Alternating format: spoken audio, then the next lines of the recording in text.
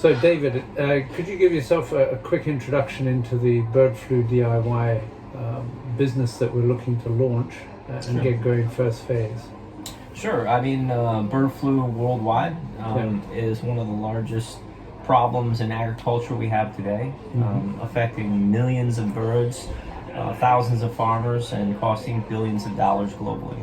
Yeah, and it was Bill Gates, you pointed out that article to me the other day, as well as the WHO, I happen to know. Sure. They list in virus pandemics as one of the largest threats to the human condition at the present time. So Bill Gates is also identifying this, and it's hence the reason why he's focused on a number of his Bill and Melinda Gates foundations and moving into those charity areas. Absolutely. It's a worldwide threat for a number of reasons, not only for the loss of agriculture, but also it's on the Pentagon's top most devastating issues for humankind. Okay. Because those diseases can transmit into the flu we have in humans. And certainly the 1918, one of the largest pandemics, was caused originally, scientists think, Spanish flu. The Spanish flu killed almost 50 million people worldwide, and if we had such an event now with a much larger population, the devastation would be even greater. I mean, and drilling down into that, if you look at it, it's a seemingly very, very complex situation. I mean, the latest example would have been something like Ebola in West Africa. There's 22,000 orphans now, all down to the fact that really one virus, which wasn't even airborne. Imagine if it had been an airborne virus. It's spread through liquid contact and aspirins, similar to the Spanish flu. But that spread around and went around again and again and again. They thought at the time it was multiple different strains, but actually found to be the same strain that was just recycled through the 3 different countries on a regular basis.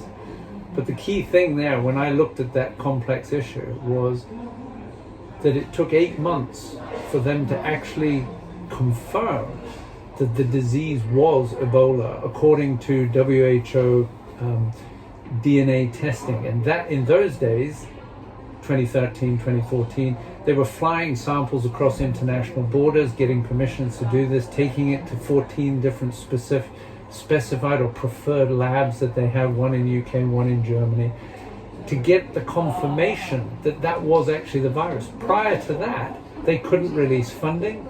They couldn't do other things that would mean that the bureaucracies could switch into motion. And secondly, WHO and other funding areas like that weren't set up to it. They allocated annual budgets. They were already allocated. There was no spare money in the bank. So they had to go through extra refunding allocation conferences and international things to get things put in. Now, those bureaucratic situations have changed, but the triggering point... I don't think they have. And in fact, some of them have from the logistics point of view, but for making the decision, they haven't. This is one of the key things behind bird flu testing. And that's what we're really trying to do. We're trying to take it out of government's hands and empower people to test on a regular basis commercially. We're trying to make bird flu testing, avian flu testing, at a producer level, a farmer level, accessible, cost-effective, and commercialized, worth it. And that's why we're providing not only the testing service, but also a food label to give consumers assurance, but also hopefully make the chicken that they produce more valuable. So that when they sell to the processors, they get the value back for having proven that they're doing the testing on a regular basis. Which pays for the test, and which they can pay us, and makes this whole process... No longer is it government has to be the funding for this. This can be funded by the food supply chain. And of course, getting the data, there's 2 key things. I mean, there are 2 ways of stopping pandemics. One is quarantining and the other one is vaccination. Both of them need the data. You need to know what virus you're attacking and quarantining. And secondly, you need, if you're trying to do vaccination, you need to have the data of when it strikes and the details of the DNA.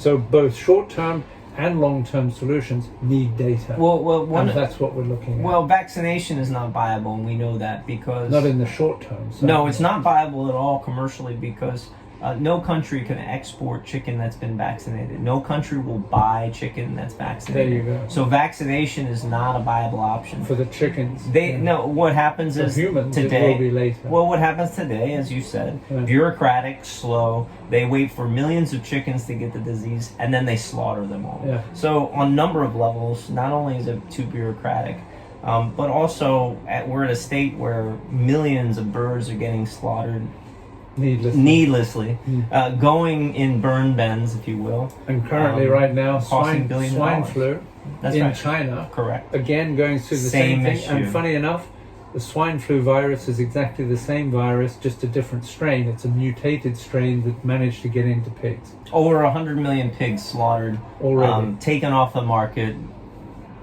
Pork prices have quadrupled. Yeah. It's affecting global supply chains, not only at the farmer level, but at the consumer as well. We need to get more proactive about this rather than reactive. So, bird flu testing is the first stage of data collection, is essentially what we're talking about. So, getting the services into the hands of the farmers, they can then start proving that they are doing testing on a regular basis. This could be associated with a supply chain branding of sorts, like you were talking a food label. Food label. Get that into that. The processors see the value of dealing with somebody and buying chicken from somebody who is doing active testing and has the proof certificates of those tests. Right.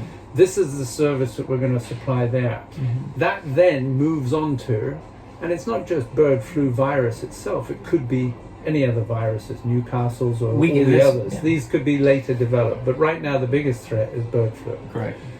So we then move on to the second phase, which is the database that we've got planned. We've got all the planning for this so that, again, within a year and a half it's cash positive, but that is bird flu, knowing where the bird was attacked, when it was done, and that data alone in itself is from the virus, not from the human. So there's no IP problems, there's no moving across borders because it's data controlled, sent up to a cloud. Instantaneous data. Within 24 hours, the doc or the medical team that's put that information digitized into the air, it comes back confirmed against a WHO proven viral strain of RNA or DNA, and they can then take action immediately, knowing what to do in that very, very specific location. Right. The second area, processors want to know who's using this testing. The third area, the retailers want to know who's got in this food label, the supply chain support. So we call it farm to fork. Farm to fork, as you say, yeah, very good. So essentially, when you're moving through this whole area in the bird flu testing area, those are the revenue streams primarily. The food supply chain is providing the revenue to back this up. Once you get into the database and you start building this is cloud-based, so it could be worldwide, and it could be multiple variants of different viruses.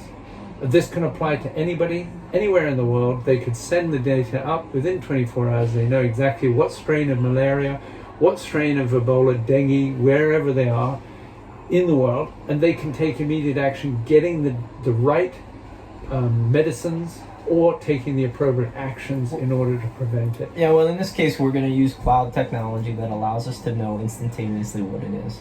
But I think more importantly, we're going to be able to alert other farmers close to that event that help them take the actions necessary to stop the disease where it is. Yeah. So we kill fewer chickens, we eliminate fewer problems earlier. Earlier detection allows us to take earlier action, which saves everyone time, money, and certainly saves everyone the chickens. And so we already have friends who are doing this sort of research in the computer side of the database side. Correct, yeah. Because once you get into that data bank, you can then start doing, the pharmaceuticals can then start doing, knowing exactly where and when all these things are happening and when it's likely to mutate. They can then start moving into that area of vaccination. And this doesn't just apply to flora, i.e. chickens and mammals and things of this nature. It also applies to plants, doesn't it? Viruses that are in plants. So anything in the food supply chain needs to be part of it. So insurance companies, banking, the very, very large multinational food supply chain people all start getting involved because they want to use safe, tested food supplies. Most importantly, the consumers, the people that will be the benefits investing in this idea. Long term, the benefits go straight across to the consumers, and they get to decide which retailers they use through the brand marketing. Secondly, the actual customers, such as young children who get the test done on their blood, it's separated from their blood, it goes up and gets done. Those children, all that testing is done free of charge. So they're getting a massive service across through their medical systems. And the equipment for doing these testings is getting smaller and smaller. You and I are both based here in China. We're seeing the smaller miniaturization of this PCR testing equipment and all that stuff down to desktop, laptop size. And it's being spread around the world. So this is the way the industries are going, and it's crossing over. Miniaturization, digitization, technology are catching up. And the systems we're hoping to put into place will benefit the consumers, will benefit the users of anything to do with the medical side of it and the technology, but also people.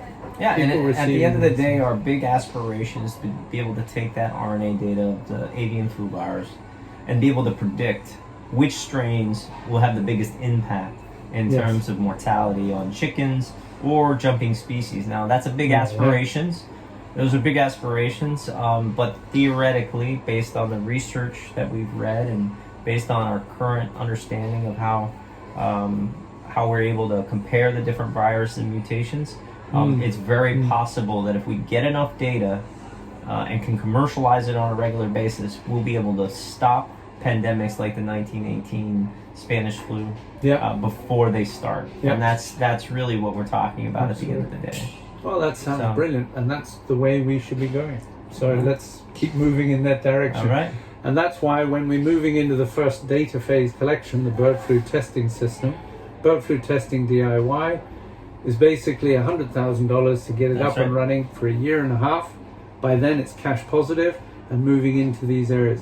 Many other companies, there's a way out in so much as many other testing companies want to buy that as a front-end service, supplying the money for the second phase, the database. So we need $150,000 to get this started. So we already have $50,000 on an LOI promised if we get the earlier $100,000. So we're moving through into that area. You could become part of this. So we appreciate your help and thank you very much. Thank you.